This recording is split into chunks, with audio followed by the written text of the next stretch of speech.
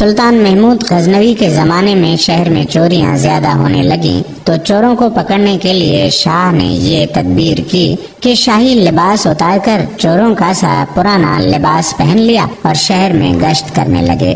ایک جگہ دیکھا کہ بہت سے چور اکٹھے بیٹھے ہیں۔ بادشاہ بھی وہاں جا کر بیٹھ گیا۔ چوروں نے پوچھا کہ تم کون ہو؟ بادشاہ نے کہا کہ میں بھی تم ہی جیسا ایک آدمی ہوں۔ چوروں نے سمجھا کہ یہ بھی کوئی چور ہے۔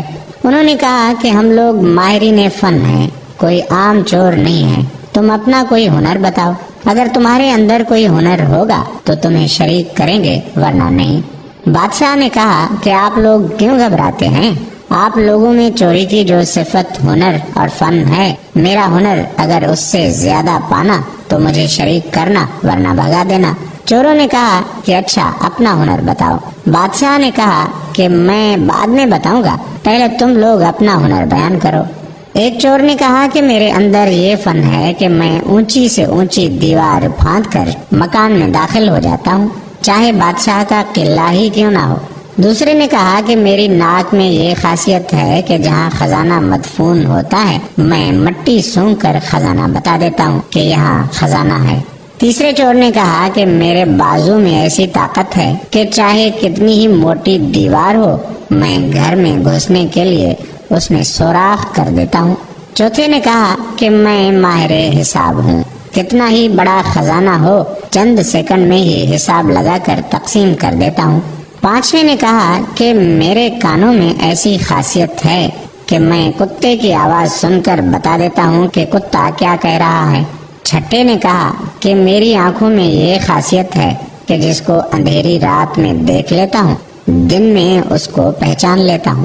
دوستو، مزید بات کرنے سے پہلے پیارا اسلام کو لائک کریں، چینل کو سبسکرائب کریں اور ہماری دعا کا حصہ بننے کے لیے کمنٹ سیکشن میں اپنا نام ضرور تحریر کریں تاکہ آپ کا نام لے کر آپ کے لیے دعا کی جا سکے۔ تو بات کو آگے بڑھاتے ہیں۔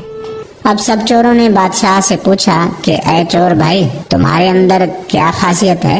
شاہ محمود نے کہا کہ بھائی میری داڑھی میں ایک خاصیت ہے کہ مجرمین کو پھانسی کے لیے جلادوں کے حوالے کر دیا جاتا ہے، اس وقت اگر میری داڑھی ہل جاتی ہے تو مجرمین پھانسی کے پھندے سے چھوٹ جاتے ہیں۔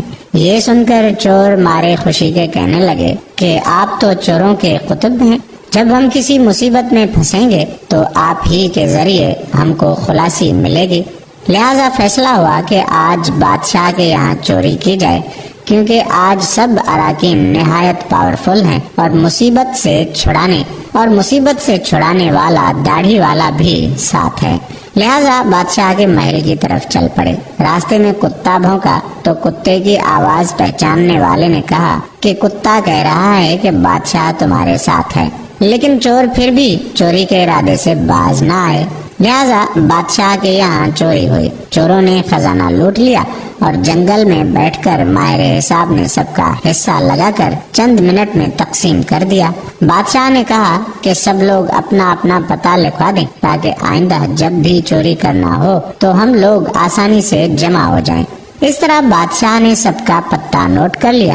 اگلے دن شاہ نے عدالت لگائی اور پولیس والوں کو حکم دیا کہ سب کو پکڑ لاؤ۔ جب سب چور ہتھکڑیاں ڈال کر حاضر کیے گئے تو بادشاہ نے سب کو پھانسی کا حکم دے دیا اور کہا کہ اس مقدمے میں کسی گواہ کی ضرورت نہیں، کیونکہ سلطان خود وہاں موجود تھا۔ اسی طرح قیامت کے دن اللہ تعالیٰ کو کسی گواہی کی ضرورت نہیں۔ جب 6 کے 6 چور پھانسی کے تختے پر کھڑے ہو گئے تو وہ چور جس نے بادشاہ کو دیکھا تھا اس نے پہچان لیا کہ یہ وہی بادشاہ ہے جو رات کو ہمارے ساتھ تھا۔ وہ تختہ دار سے چلایا کہ حضور کچھ دیر کو ہماری جانوں کو امان دی جائے، میں آپ سے تنہائی میں کچھ بات کرنا چاہتا ہوں۔ بادشاہ نے کہا ٹھیک ہے، تھوڑی دیر کے لیے پھانسی کو موقوف کر دو اور اس کو میرے پاس بھیج دو۔ چور نے حاضر ہو کر عرض کیا کہ ہم میں سے ہر ایک نے اپنا اپنا ہنر دکھا دیا، لیکن بدبختی سے ہمارے سب کے سب ہنر جن پر ہم کو ناز تھا انہوں نے ہماری بدبختی کو اور بڑھا دیا کہ آج ہم تختہ دار پر ہیں۔ اے بادشاہ، میں نے آپ کو پہچان لیا ہے۔ آپ نے وعدہ فرمایا تھا کہ جب مجرموں کو تختہ دار پر چڑھایا جاتا ہے اس وقت غایت کرم سے اگر میری داڑھی ہل جاتی ہے تو مجرمین پھانسی سے نجات پا جاتے ہیں، لہذا اپنے ہنر کا ظہور فرمائیے تاکہ ہماری جان خلاصی پا جائے۔